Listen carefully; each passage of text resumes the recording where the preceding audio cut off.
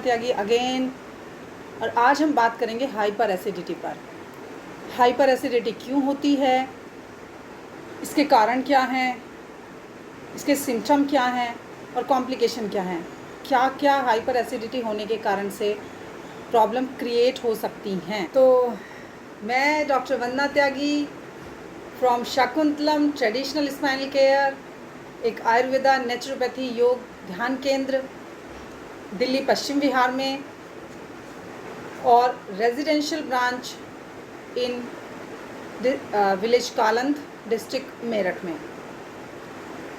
जहाँ पर हम हाई थिंकिंग सिंपल लिविंग की परिभाषा को परिभाषित करते हुए वहाँ का एटमॉस्फेयर मेंटेन कर रहे हैं। और चल रहा है वहाँ पर काफ़ी कुछ चल रहा है चीज़ें, पेशेंट आते हैं और ट्रीटमेंट चालू है। तो आज हम बात करेंगे हाइपर एसिडिटी पर। हाइपर एसिडिटी क्या होती है, इसके कारण क्या हैं और ये कॉम्प्लिकेशन क्या क्या कर सकती है, क्या क्या आपको नुकसान पहुंचा सकती है। तो हाइपर एसिडिटी कहते हैं एसिडिटी का, यानी कि पित्त का बहुत ज़्यादा बढ़ जाना, हाइपर हो जाना, और यहाँ छाती के एरिया में आपको बर्निंग सेंसेशन होना, एसिडिक फीलिंग होना। कई लोग फील करते हैं स्टमक के अंदर खाते ही जलन हो जाती है, एसिडिटी हो जाती है। कई लोग फील करते हैं कि गले तक आती है, एसिडिटी जो है आपके गले तक आती है। और कई लोग फील करते हैं कि पूरे शरीर में जलन जैसी स्थिति रहती है। तो हाइपर एसिडिटी जो है वो एसिड रिफ्लक्स है और गैस्ट्राइटिस है। गैस्ट्राइटिस होने के कारण से हाइपर एसिडिटी हो जाती है। गैस्ट्राइटिस क्या होता है, जो हमारा स्टमक है उसकी जो इनर लाइनिंग होती है वहाँ पर सूजन आ जाती है, इन्फ्लेमेशन हो जाता है, inflammation of the stomachs lining. तो स्टमक के अंदर सूजन आने के कारण से या इन्फ्लेमेशन होने के कारण से जो हाइड्रोक्लोरिक एसिड है वो हाइपर मात्रा में सिक्रीट होता है, और सिक्रीट होने से वो आपको हाइपर एसिडिटी की फीलिंग कराता है। हाइड्रोक्लोरिक एसिड होता है जो हमारे स्टमक की वॉल सिक्रीट करती हैं, जिसका काम होता है डाइजेशन प्रोसेस करना, यानी कि जो भी हम खाना खाते हैं उसको डाइजेस्ट करना। और जो बैक्टीरियल इन्फेक्शन अगर पेट के अंदर हुआ है तो बैक्टीरियल इन्फेक्शन को भी वो किल कर देता है, बैक्टीरिया को भी वो किल कर देता है। तो हाइपर एसिडिटी जो हमारी एसिडिक हाइड्रोक्लोरिक HCl है उसका ये कार्य होता है बॉडी इसके स्टमक के अंदर। तो अगर जो HCl है अगर वो आपकी बैलेंस मात्रा में सिक्रीट होता है तो वो आपका डाइजेशन प्रोसेस में एक नॉर्मल प्रोसेस चलता है। और अगर वो बहुत ज़्यादा हाइपर सिक्रीट हो रहा है तो इसका मतलब है कि कहीं ना कहीं कुछ ना कुछ प्रॉब्लम है, यानी कि वो जो हाइपर एसिडिटी है वो आपका एक सिम्टम है, अंदर कुछ ना कुछ प्रॉब्लम चल गई है, यानी कि इन्फ्लेमेशन हो गया है, बैक्टीरियल इन्फेक्शन हो गया है, या कुछ और दिक्कतें आनी शुरू हो गई हैं। दूसरा इसका कारण लिवर भी होता है। लिवर में से भी एक जो बाइल सिक्रीशन होता है वो भी जब अधिक मात्रा में सिक्रीट होने लग जाता है, या फैटी लीवर हो जाता है, या हिपेटोमेगैली जैसी प्रॉब्लम हो जाती हैं, तो भी हाइपर एसिडिटी के चांसेस होते हैं। आपको बर्निंग सेंसेशन यहाँ तक गले तक आना, खट्टी डकारें आना, या बहुत ज़्यादा बर्निंग सेंसेशन होना वो भी हो जाता है। हाइपर एसिडिटी के जो कॉज होते हैं, तो सबसे पहले मैंने जो कारण है वो एक ही बताया कि आपका बैक्टीरियल इन्फेक्शन भी हो सकता है। बैक्टीरियल इन्फेक्शन क्यों होता है, आपका पानी सब गंदा हो, बैक्टीरियल पानी हो, उस वजह से भी कई बार आपको बैक्टीरियल इन्फेक्शन हो सकता है। दूसरा कारण होता है आपका लाइफस्टाइल। लाइफस्टाइल हमेशा आपके किसी भी डिजीज़ को क्रिएट करने के लिए प्रॉब्लम करता है। तो लाइफस्टाइल, रात को सोना, रात को देर से सोना, देर से खाना खाना, 12-1 बजे तक खाना खाना, और दिन में देर तक उठना, तो ये सारे जो लाइफस्टाइल है आपका, या हैवी भोजन करना और फिर चेयर पर बैठ जाना, हार्ड वर्क नहीं है लेकिन भोजन बहुत आपने हैवी कर लिया, हार्ड वर्कर की तरह भोजन कर लिया है, पेट आपका काफ़ी निकल गया है, तो वो भी हाइपर एसिडिटी के कारण होते हैं। दूसरा होता है आपकी फूड हैबिट मैंने बताई थी। और तीसरा कारण होता है अल्कोहलिज्म। अगर अल्कोहल को आप बहुत अधिक मात्रा में लेते हैं, जो कि आपकी बॉडी के लिए बिल्कुल भी ठीक नहीं है, जो आपके स्टमक में जाते ही जब जब वो डाइजेशन प्रोसेस में आती है तो आपको बहुत ज़्यादा नुकसान देती है, वो भी एक हाइपर एसिडिटी का कारण होता है। स्मोकिंग भी हाइपर एसिडिटी का कारण हो सकता है। बहुत ज़्यादा एसिडिक फूड लेना भी हाइपर एसिडिटी का कारण हो सकता है। तो ये इतने सारे कारण होते हैं हाइपर एसिडिटी होने के। हाइपर एसिडिटी के सिम्टम क्या क्या हैं, मैंने अभी सारा एक्सप्लेन किया ही है। पेट में दर्द हो सकता है, जो स्टमक होता है आपका, जहां आपका खाना खाने से और फिर जो खाना आपका फूड पाइप से होते हुए जिस स्टमक में जाता है, जो पेट अंदर छोटी सी थैली होती है जहाँ पर खाना तुरंत जाता है, वहाँ पर सूजन आ जाती है। सूजन आने के कारण से आपको पेट दर्द भी रह सकता है, ये भी आपका एक सिम्टम होता है। आपको बर्निंग तो होती है, एसिडिटी खाते ही एसिडिटी होना, खट्टी डकारें आना, ऊपर की तरफ को सारी चीज़ें आना, गले तक जाना, ईसोफेगस में भी कुछ ना कुछ बर्निंग सेंसेशन हो सकती है, जो आपकी फूड पाइप होता है यानी कि खाने की नली होती है, वहाँ पर भी। मुंह में, जीभ में आपको छाले आ सकते हैं, वो भी हाइपर एसिडिटी का या अपसेट डाइजेशन का एक बहुत बड़ा सिम्टम होता है। मुंह में छाले आ सकते हैं, जीभ में कटा कटा रह सकता है, ये भी आपका जो है हाइपर एसिडिटी का एक सिम्टम होता है। दूसरा है कि आपको लिवर की तरफ, जहाँ लिवर होता है हमारे राइट साइड में, वहाँ पर भी आपको दर्द फीलिंग हो सकती है, हैवीनेस, छाती में हैवीनेस फीलिंग हो सकती है, पूरे शरीर में बर्निंग जैसा हो सकता है। और हाइपर एसिडिटी होने के कारण से आपको अल्सर भी हो सकता है, डिओडिनम अल्सर, स्टमक अल्सर, या और भी कई प्रकार के अल्सर जो बॉडी के हमारे डाइजेशन में हो जाते हैं, वो हो सकते हैं। क्योंकि एसिड जो होता है वो हमारा पित्त है, जो अगर हम आयुर्वेदिक लैंग्वेज में बोलें तो वो वात पित्त कफ की जो फिजियोलॉजी है, तो एसिड एक पित्त है, और पित्त, एसिड अगर कहीं डलता है तो वो जलाता है। तो जलाना, जो एसिड है वो जलाएगा, इसलिए कई बार आपको अल्सर हो जाते हैं, जख्म हो जाते हैं। अल्सर भी कई प्रकार के होते हैं, अल्सरेटिव कोलाइटिस वगैरह, इन सब का एक दिन और हम टॉपिक लेंगे, अल्सर क्या होता है, तो ये भी एक टॉपिक रहेगा हमारा। तो आज हमारा सिम्टम हाइपर एसिडिटी है। तो इसके हमने सिम्टम बताए, क्या क्या सिम्टम हो सकते हैं। कोई भी सिम्टम आता है, कोई भी चिन्ह आता है आपकी बॉडी के अंदर या बाहर इस तरीके का, और आपको खाने के बाद या खाने से पहले जलन होती है, तो आप जो है बिल्कुल भी अवॉइड ना करें, और ध्यान रखें कि आप तुरंत अपने बॉडी को या अपनी इस बीमारी को ठीक करवाएं। आप, मैंने देखा है लोगों को, लोग क्या करते हैं कि एसिडिटी हो रही है, चलो ठंडा ठंडा दूध पी लेते हैं, ठीक हो जाएगा। वो केवल ऐसे समझिए जैसे अग्नि पे आपने थोड़ी सी कुछ ठंडा पानी डाल दिया, कुछ देर के लिए वो अग्नि बैठ गई है, लेकिन जो अग्नि का रूट कोज है, जो कारण है, वो वहीं का वहीं बना हुआ है।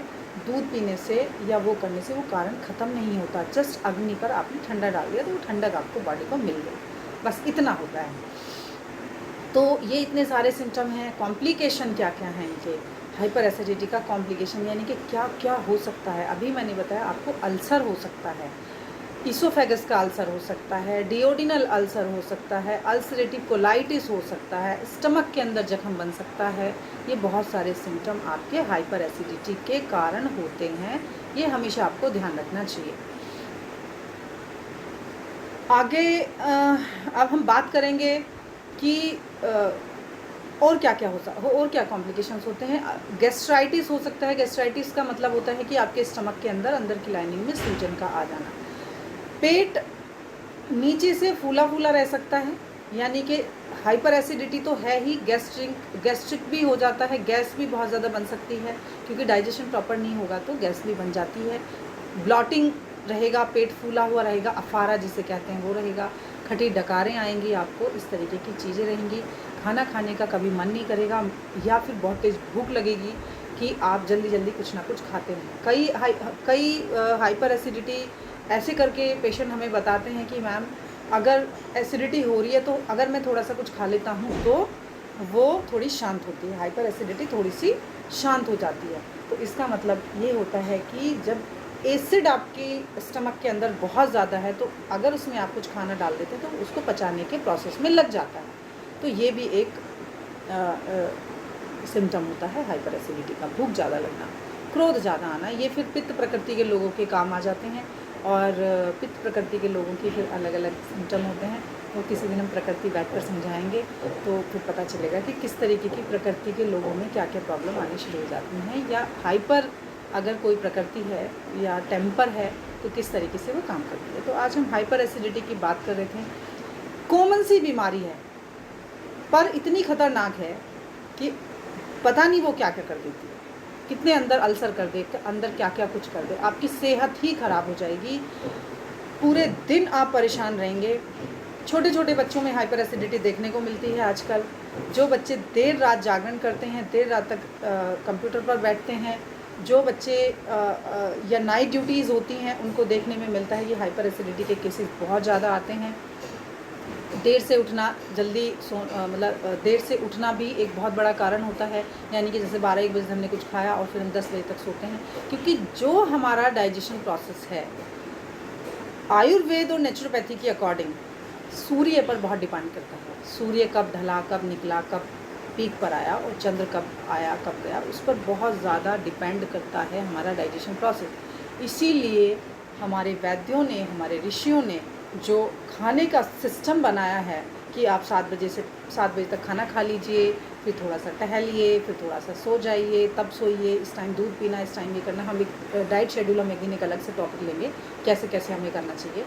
तो ये बहुत अच्छा सिस्टम बनाया है, और सोने का और उठने का सिस्टम जो बनाया है वो भी बहुत अच्छा लिखा है हमारे ऋषियों ने और वैद्यों ने, हमारी आयुर्वेद जैसी बुक्स में और ग्रंथ में। तो बहुत छोटी सी बीमारी है हाइपर एसिडिटी, पर बहुत ज़्यादा खतरनाक है, बहुत ज़्यादा खतरनाक हो जाती है। तो इसीलिए इस पर ध्यान दें, गौर दें, इसको अवॉइड ना करें। आपके आसपास भी अगर कोई है हाइपर एसिडिटी का पेशेंट तो उसको भी आप समझाएं कि भाई इसमें अच्छे से डॉक्टर से मिलके दवाई लें, अपने घर के इलाज ही ना करते रहें। घर के इलाज जहाँ, देखिए मैं हमेशा कहती हूँ दादी के नुस्खे, घर के इलाज बहुत अच्छे होते हैं, बहुत अच्छे होते हैं, पर उनकी भी एक लिमिट है। अपनी लिमिट को कोई भी क्रॉस ना करे, लिमिट है। अगर आप उसी को करते रहें, कई चीज़ मैंने देखी है कि इतनी हाइपर एसिडिटी या इतना हाइपर कोई डिजीज़ थी, घर का नुस्खा चूर्ण लेते रहे और फिर डिजीज़ हो गई।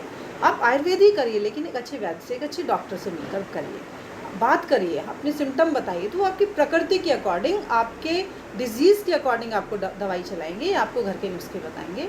ना कि जैसे मैंने कल ही एक आपको उदाहरण दिया था तुलसी का, कि तुलसी जो होती है वो कफहर होती है, पित्तहर नहीं होती है। तुलसी को अगर आप एसिडिटी में ले लेंगे तो नुकसान देगी, क्योंकि वो पित्तहर नहीं है, वो पित्त को बढ़ाती है, कफ को कम करती है। इसलिए तुलसी सर्दियों में ज़्यादा पी जाती है, गर्मियों में उसको रोक देते हैं। तुलसी के काढ़े डेंगू में नहीं लेना है। कफ के कारण अगर बुखार है, स्पूटम है, तब लेना है तुलसी को, तब तुलसी का काढ़ा लेना है। तुलसी के पत्ते को कभी चबाते नहीं हैं, तुलसी के पत्ते को चूसते हैं या फिर उबाल के पीते हैं, उसका काढ़ा बना के पीते हैं। तो इस तरीके की छोटी छोटी बातें हैं। अब वो क्यों तुलसी के पत्ते को चबाते नहीं हैं, क्या बात है, तुलसी को माता क्यों कह दिया गया है, तो ये बहुत सारी चीज़ें हैं जिनको बहुत ही साइंटिफिक है, जिनका सारी बहुत ही इनके पीछे बहुत वैज्ञानिक कारण है। इनको हम ऐसे ही हंसी में उड़ाकर या इनको अवॉइड करके चीज़ों को गलत ना करें। साइंस के, देखिए मैं भी साइंस से पढ़ी हूँ, मैंने भी साइंस पढ़ी है और मैं भी एलोपैथ में रही हूँ, सारी चीज़ें मैंने देखी हैं, पढ़ी हैं, करी हैं। तो जब मैंने इन पर रिसर्च, जब मैंने दोबारा से इनको पढ़ना शुरू किया सारी चीज़ों को, तब मुझे पता चला कि हम कितने भ्रांति में हैं कि हम अपनी ही चीज़ों को अवॉइड करते जाते हैं और अपनी चीज़ों को गलत करते जाते हैं। अवॉइड भी करते हैं और गलत कर लेते हैं कि जी हमें तो बस ऐसा बता दिया था, हम तो ऐसे करेंगे। जैसे अजवाइन है, अजवाइन का काढ़ा वातहर है, अजवाइन वायु को हरती है, यानी कि अगर पेट में आपको गैस हो रही है, बहुत ज़्यादा अफर गया है पेट, तो आप अजवाइन, थोड़ा सा हींग, थोड़ा सा अजवाइन, थोड़ा सा हींग, काला नमक डाल के उसको गुनगुने पानी के साथ ले लीजिए, तो पेट साफ होगा, गैस आपके पास हो जाएगी। पर अगर आप सोचिए कि अजवाइन को हम जो है बहुत ज़्यादा पित्त है, हाइपर एसिडिटी है, उसमें अजवाइन ले लें तो वो नुकसान देगी। तो इस तरीके की चीज़ें हैं। रसोई में ही बहुत सारी चीज़ें हैं जो आप कर सकते हैं और इनको अवॉइड नहीं करें। अब हम बात करते हैं हाइपर एसिडिटी के मैनेजमेंट की। हाइपर एसिडिटी का मैनेजमेंट कैसे होता है? देखिए, मैं एसिडिटी की बात नहीं कर रही हूँ, मैं हाइपर एसिडिटी की बात कर रही हूँ।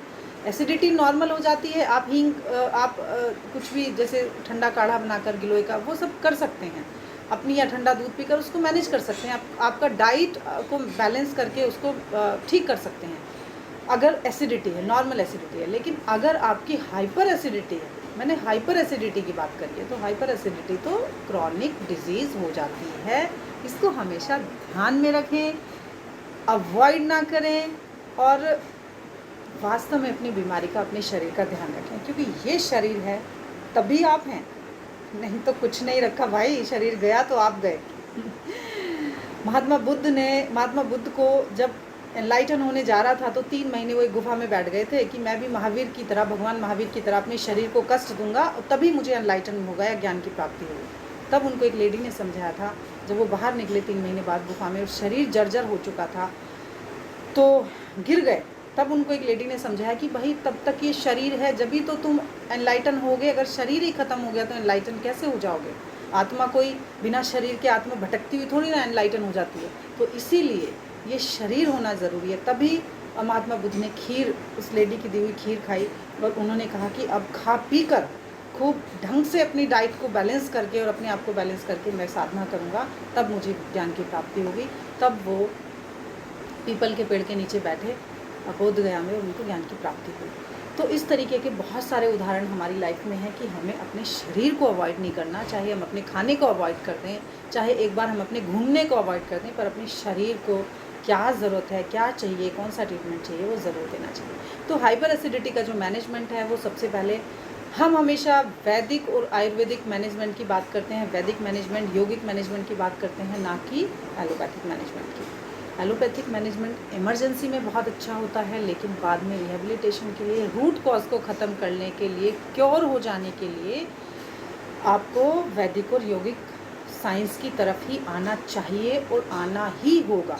तभी आप कोरोना जैसी महामारी से निजात पा सकते हैं। और पाया, ये उदाहरण है हमारे देश में वैदिक और योगिक साइंस के होने के कारण ही आज हमारा देश उस कगार पे खड़ा है कि कोरोना से लड़ाई लड़के और अब वो ठीक होते हैं, क्योंकि उनकी इम्यूनिटी एनहेंस हो गई है, काढ़े पीपी की इम्यूनिटी एनहेंस हो गई है और कोरोना की इम्यूनिटी कम हो गई है, हमारी इम्यूनिटी से वो डंप हो गया है। तो हाइपर एसिडिटी का जो मैनेजमेंट है वो है, आयुर्वेदिक मैनेजमेंट की बात करेंगे, पंचकर्म की थेरेपीज़ होती हैं, आयुर्वेदिक दवाइयाँ होती हैं, बहुत अच्छी दवाइयाँ हैं, बहुत अच्छी तरकीबें हैं जो आयुर्वेदिक डॉक्टर से मिलकर ही आपको करनी चाहिए। खुद अपने आप में बहुत बड़े डॉक्टर नहीं बनना चाहिए, ठीक है। तो हमारे यहाँ सारे ट्रीटमेंट हैं, मिक्सोपैथी होती है, आयुर्वेदिक, नेचुरोपैथी, योग, ध्यान, सभी चीज़ें होती हैं, आहार चिकित्सा होती है। आयुर्वेदिक मैनेजमेंट में हाइपर एसिडिटी के लिए ऐसे मैं कोई दवा बैठकर नहीं बताती हूँ कभी भी, क्योंकि वो डॉक्टर का काम है, उसको डॉक्टर ही बताएगा। डायग्नोस कराइए अपने आप को, अपॉइंटमेंट लीजिए, डॉक्टर से मिलिए और आप अपनी पूरा पर्चा बनवा करके उसका मैनेजमेंट करिए। पंचकर्म अकॉर्डिंगली किया जाता है, मसाज को ही केवल पंचकर्म नहीं कहा जाता। पंचकर्म में 5 चीज़ें होती हैं, वमन, विरेचन, नस्यम, बस्ती, रक्त, मोक्षणम। अकॉर्डिंगली डिजीज़ की जाती है, जैसे पित्त में विरेचन किया जाता है, वायु में बस्ती दी जाती है, कफ में वमन कराए जाते हैं, तो अकॉर्डिंगली कराए जाते हैं। ब्रेन की डिजीज़, यहाँ से ऊपर की कोई डिजीज़ है, नस्यम करवाया जाता है, कई बार सारे पंचकर्म भी करवाए जाते हैं according to need, according to patient condition. Secondly हमारा नेचुरोपैथी का मैनेजमेंट आता है। नेचुरोपैथी में भी शोधन चिकित्साएं अकॉर्डिंगली होती हैं, कुछ काढ़े होते हैं, उसमें नेचुरोपैथी में केवल 5 तत्वों की चिकित्सा होती है जो 5 तत्वों से ही की जाती है। मड थेरेपी है, आपकी वाटर थेरेपी है, आपकी धूप स्नान वगैरह है, तो अकॉर्डिंगली करवाया जाता है। हाइपर एसिडिटी में बिल्कुल भी ऐसा नहीं है कि कुछ भी कर लें, यानी कि अगर हाइपर एसिडिटी में पित्त बढ़ा हुआ है, पित्त के पेशेंट को धूप में खड़ा कर दिया, धूप में आसन करवा दिए, तो उसकी और बढ़ जाएगी और ज़्यादा वो दिक्कत में आ जाएगा। तो कभी भी ऐसा ना करें कि कुछ भी करते चले जाएं। सेकंड आता है हमारा योगिक साइंस, योगासन होते हैं। हाइपर एसिडिटी में जब भी हम कोई योगासन करते हैं तो एसिड बढ़ता है, तेज़ वाले, तीव्र गति वाले। तो क्या होता है कि अंदर सूजन है, जब तक वो सूजन नहीं ख़त्म हो जाती, गैस्ट्राइटिस ख़त्म नहीं हो जाता, तब तक हम कोई भी आसन नहीं कराते। अंदर अगर डैमेजिंग है तो आसन भी बहुत तरीके से, बहुत धीरे से, कुछ स्ट्रेचिंग, कुछ सूक्ष्म आसन करवाए जाते हैं, बड़े आसन नहीं करवाए जाते, क्योंकि पहले उसकी सूजन ख़त्म करें। सूजन ख़त्म होगी तो ब्लड सर्कुलेशन बढ़ेगा, ब्लड सर्कुलेशन बढ़ेगा तो वहाँ पर वो चीज़ें नॉर्मलाइज होंगी। ये इसके पीछे भी बहुत बड़ी साइंस है। योगिक साइंस में लोग क्या होते हैं कि नहीं भी आसन प्राणायाम करो, आसन प्राणायाम करो, ठीक हो जाओगे, लेकिन आसन प्राणायाम करने के लिए भी रीडिंग की ज़रूरत होती है। आसन प्राणायाम भी ऐसे नहीं है कि मान लो स्लिप डिस्क हुई है आगे की तरफ झुका दो, नहीं, देखना होता है डॉक्टर को पीछे की तरफ। कई बार पीछे की तरफ झुकाने से भी पेशेंट को पेन बढ़ जाते हैं स्लिप डिस्क में, तो वो चीज़ें देखी जाती हैं। कई बार स्लिप डिस्क हो रही है, डिस्क बल्ज हो रहा है और हमने पवन मुक्त आसन करा दिया, नहीं कराना होता है, 90 डिग्री पे कराना होता है। तो ये सारी चीज़ें हैं जो मायने रखती हैं कि एक अच्छे योगाचार्य से, अच्छे आयुर्वेदाचार्य से, अच्छे नेचुरोपैथ से आप बात करके करें। हमारे यहाँ तो तीनों सारों चीज़ होती हैं, हम सब एक साथ मिक्सोपैथी करते हैं। किस पेशेंट को क्या ज़रूरत है हम वो करते हैं। दूसरा, अगर हम बात करें आहार चिकित्सा की, तो आहार चिकित्सा का 55% रोल है आपकी हाइपर एसिडिटी में। एसिडिक डाइट को हम कम करते हैं, एल्कलाइन डाइट ले तो कफ बढ़ाने वाली डाइट ली जाती हैं।